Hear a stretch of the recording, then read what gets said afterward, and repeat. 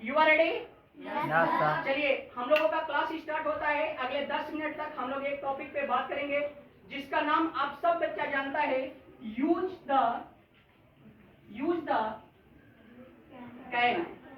Use the can का प्रयोग सब लोग पढ़े हैं? Yes sir. सबसे पहले हम जानेंगे कि कैन का मतलब क्या होता है। तो कैन का मतलब होता है बेटा सकता। क्या होता है? सकना और सकते। क्या होता है?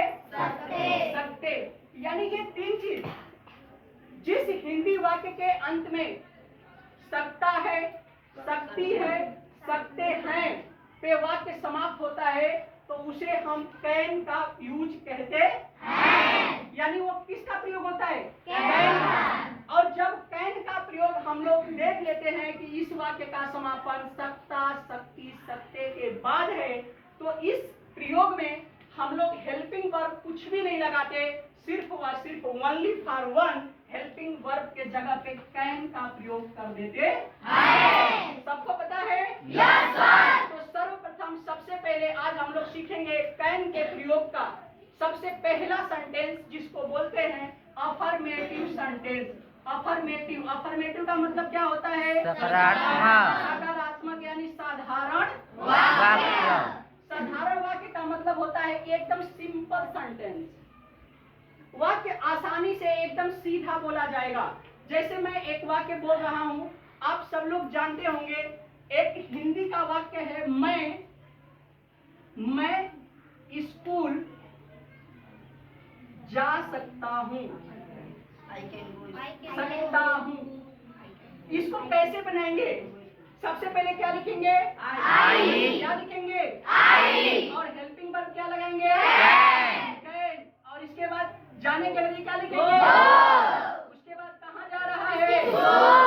स्कूल। यानी इस शब्द को हम लोग इंग्लिश में बोल सकते हैं I can go school.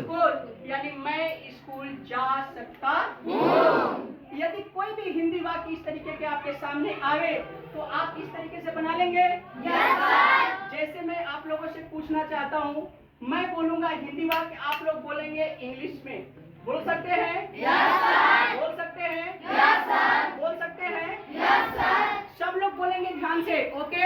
Yes sir. ध्यान से बोलेंगे, सुन करके बोलेंगे। मैं हिंदी बोलूंगा, आप इंग्लिश में बोलेंगे। ओके? Yes sir. चलिए, रेडी? Yes sir. मैं जा सकता हूँ। I can go. मैं आ सकता हूँ। I can go. मैं खेल सकता हूँ। I can play. मैं पढ़ सकता हूँ। I can read. मैं पी सकता हूँ। I can drink. मैं जा सकता हूँ। I can go. मैं कूद सकता हूँ। I can jump. मैं स्नान कर सकता हूँ। I can run. मैं सो सकता हूँ। I can sleep. मैं नहीं जा सकता। आई कैन नॉट गो। मैं नहीं जा सकता। आई कैन नॉट गो। मैं नहीं आ सकता। आई कैन नॉट कम। मैं नहीं खेल सकता। आई कैन नॉट प्ले।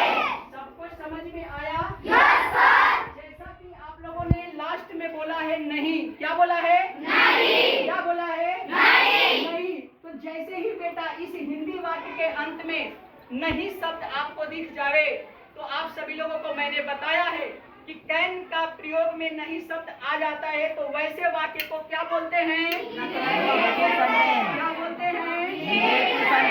सबको पता है? Yes sir. नेगेटिव सेंटेंस का हिंदी वाक्य क्या होता है?